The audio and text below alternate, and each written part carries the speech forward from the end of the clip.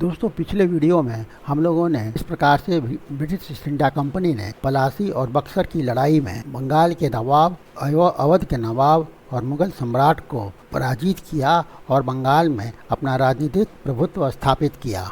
आज हम लोग रॉबर्ट क्लाइव की भूमिका बंगाल में किस तरह की थी उसके ऊपर विश्लेषण करेंगे। आप सभी को इतना तो समझ में आ गया होगा कि भारत में ब्रिटिश औपनिवेशिक साम्राज्य की नींव का पहला पत्थर रॉबर्ट क्लाइव ने ही रखा था।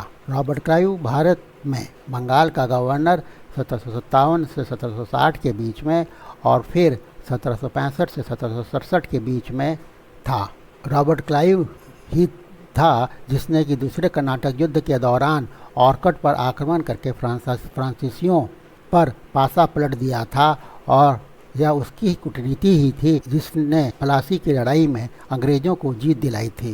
1764 में बक्सर के युद्ध के बाद जब सब कुछ अस्त व्यस्त था, तब एक बार फिर से रॉबर्ट क्लाइव को बंगाल के प्रशासन को दुरुस्त करने के लिए 1765 में भेजा गया। तब बंगाल में आकर उसने द्वैध शासन प्रणाली के रूप में एक ऐसा तंत्र तैयार किया जो 1765 से लेकर के 1772 तक चलता रहा।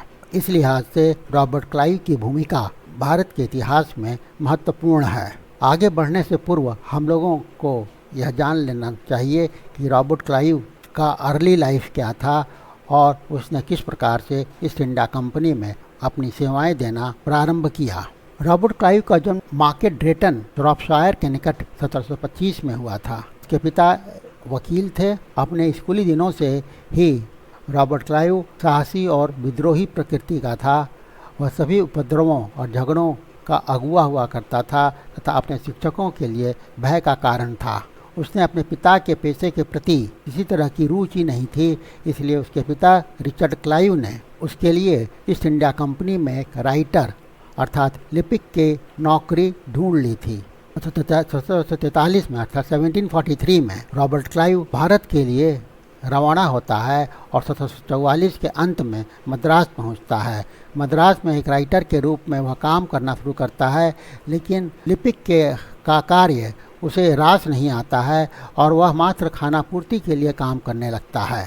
उसे अवसर तब मिला जब फ्रांसीसियों ने मद्रास पर अधिकार कर लिया और क्लाइव को बंदी बना लिया। तो क्लाइव ने अपने चेहरे पर कालिख पोतकर और मुस्लिम पोशाक पहनकर फ्रांसीसियों के कब्जे से भागने में सफल हुआ और वह सेंट डेविड फोर्ट पहुंच गया। वहां पहुंचने के बाद रॉबर्ट क्लाइव को डुप्ले के आक्रमण के विरुद्ध सेंट डेविड फोर्ट की रक्षा करने को कहा गया। इस प्रकार एक राइटर से रॉबर्ट क्लाइव एक सैनिक की भूमिका में आ गया और इसी के साथ उसके सैन्य जीवन की शुरुआत होती है। उसका पहला सैन्य कारनामा तंजौर के पूर्व राजा, जिसे कि गद्दी से हटा दिया गया था, के समर्थन में फोर्ट देवी कोट पर धावा बोलना था। लेकिन उसका सबसे बड़ा पहला कारनामा 26 अगस्त 1751 को हुआ, जब वह फ्रांसीसियों और चंदा साहब द्वारा घेरे गए मोहम्मद अली को राहत पहुंचाने के लिए मद्रास से त्रिचनापल्ली की ओर बढ़े फ्रांसीसी सैनिकों को रोकने के लिए ऑर्कट पर आक्रमण कर दिया, जो पूरी तरह से रक्षाहीन था और इस तरह से ऑर्कट पर वह कब्जा करने में सफल हुआ। 1760 से 1765 के बीच क्लाइव भारत में नहीं था। 1765 में वह बंगाल के गवर्नर के रूप में भारत आता है और बंगाल में अंग्रेज़ों के लाभों को कंसोलिडेट करने का कार्य शुरू करता है। सबसे पहले इसकी नज़र कंपनी के कार्यशैली को व्यवस्थित करने में लगती है। बक्सर के युद्ध के बाद एक विचित्र परिस्थिति सामने आती है। यद्यपि कंपनी के कर्मचारियों ने प्रचुर धन बक्सर के युद्ध के बाद एकत्र कर लिया था, पर कंपनी की आर्थिक स्थिति बहुत ही गंभीर थी।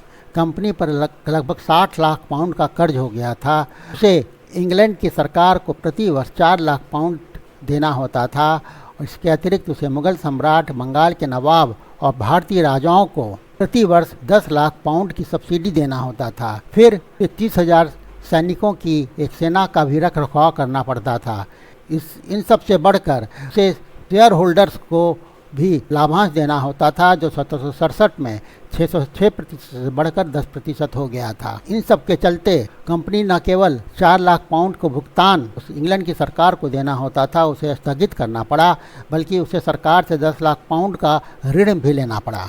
इससे स्वाभाविक रूप से खलबली मच गई और कंपनी के मामलों को व्यवस्थित करने के लिए कदम उठाए जाने की नितांत आवश्यकता महसूस हुई।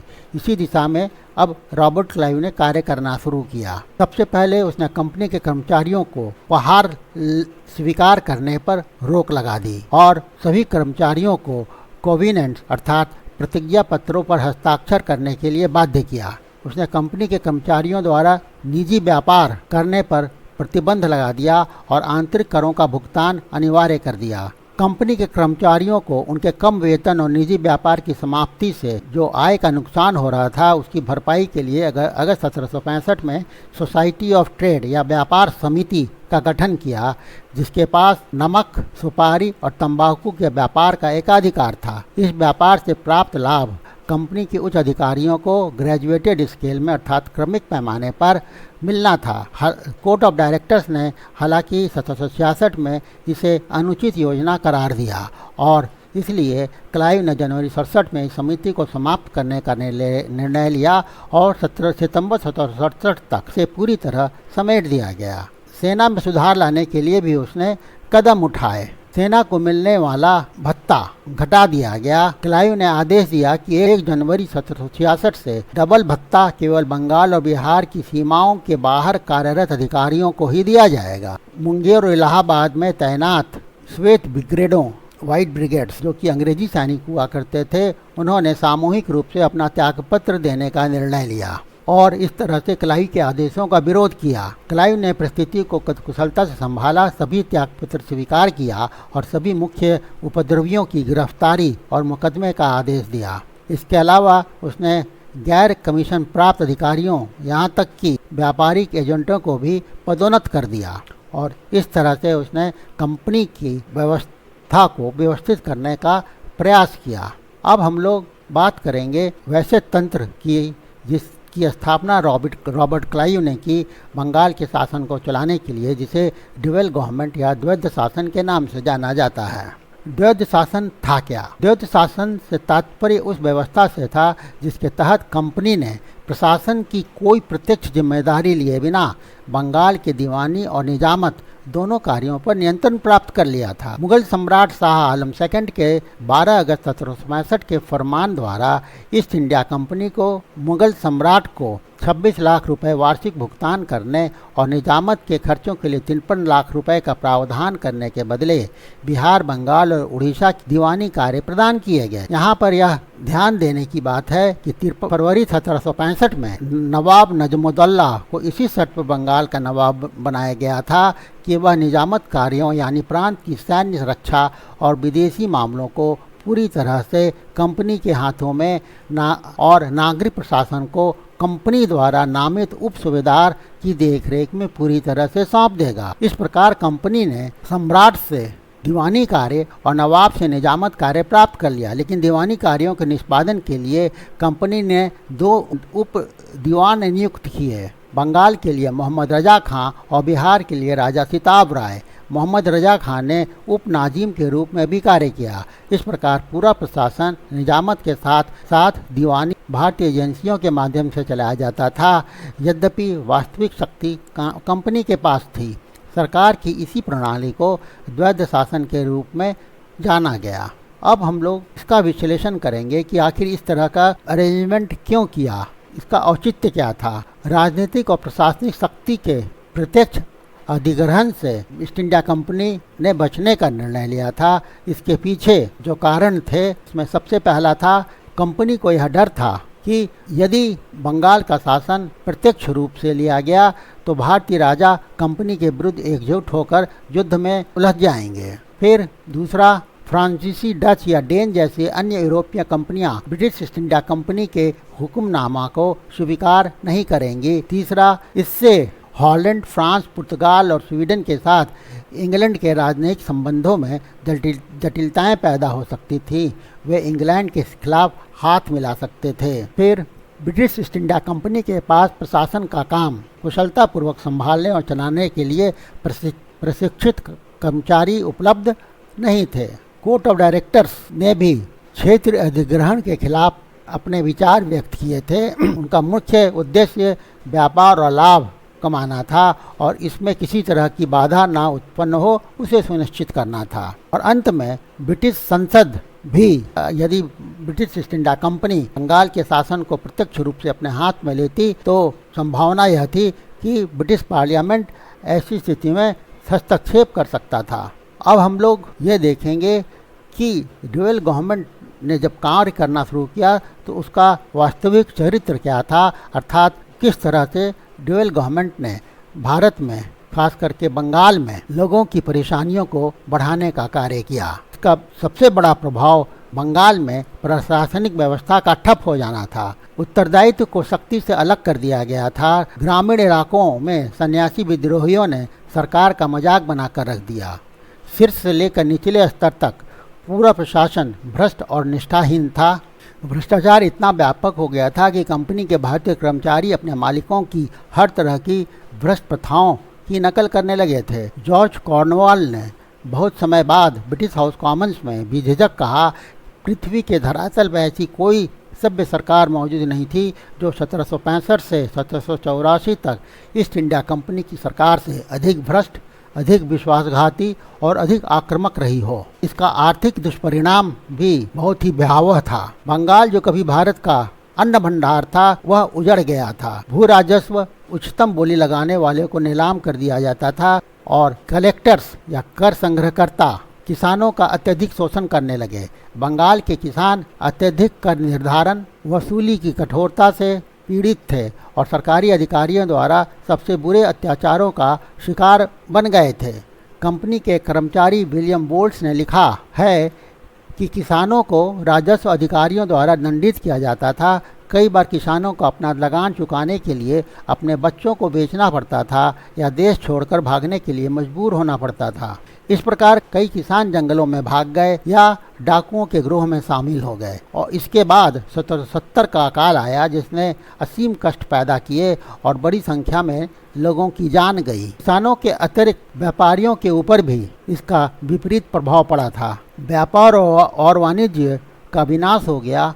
कृषि में आई गिरावट ने देश के व्यापार और वाणिज्य को भी प्रतिकूल रूप से प्रभावित किया। कंपनी के कर्मचारियों ने बंगाल के आंतरिक व्यापार पर व्यवहारिक रूप से एकाधिकार कर लिया और स्थानीय बाजार में भारतीय व्यापारियों की तुलना में कम कीमत पर सामान बेचने लगे। स्पष्ट है यदि दस्तक के वैध उपयोग ने देश के हित के खिलाफ काम किया तो इसके दुरुपयोग ने देश के व्यापारियों और व्यवसायियों को बर्बाद कर दिया। क्लाइव ने स्वयं एक भाषण के दौरान इन दुर्व्यवहारों का उल्लेख करते हुए कहा था कि कंपनी के व्यापारी न केवल व्यापारियों के रूप में बल्कि शासकों के रूप में व्यापार करते थे और उन्होंने हजारों उन व्यापारियों के मुंह से निवाला छीन लिया जो पहले व्यापार किया करते थे और जो अब कंगाली की स्थिति में आ गए हैं। उद्योग और कौशल भी बर्बाद हुआ। बंगाल के बुनाई उद्योग को गहरा धक्का लगा। रेशम उद्योग को हतोत्साहित किया गया क्योंकि यह अंग्रेजी सामानों के साथ प्रतिस्पर्धा करता था। 1769 में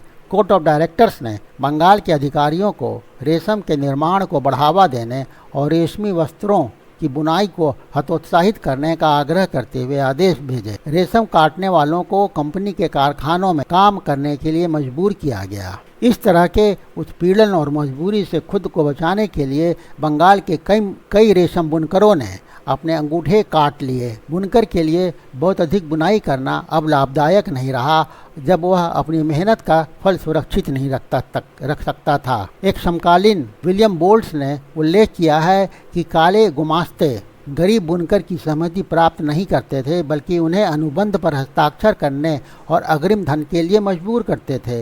यदि बुनकर अनुबंध स्वीकार करने से इनकार करता था तो उसे आमतौर पर उसकी कमर से बांधकर कोड़े मारे जाते थे। इसके अलावा इन गुमास्ताओं ने बड़ी संख्या में बुनकरों को अपने रजिस्टर में पंजीकृत कर लिया था और उन्हें किसी अन्य के लिए काम करने से रोकते थे। कभी कभी बुनकरों को गुलामों की तरह एक व्यापारी से दूसरे व्यापारी को हस्तांतरित भी कर दिया जाता था। भारत के आंतरिक व्यापार पर एकाधिकार करके कंपनी के कर्मचारियों ने कपास और रेशम जैसी कच्ची सामग्रियों की कीमतें बढ़ा दी, जिससे भारतीय उत्पादकों को नुकसान हुआ।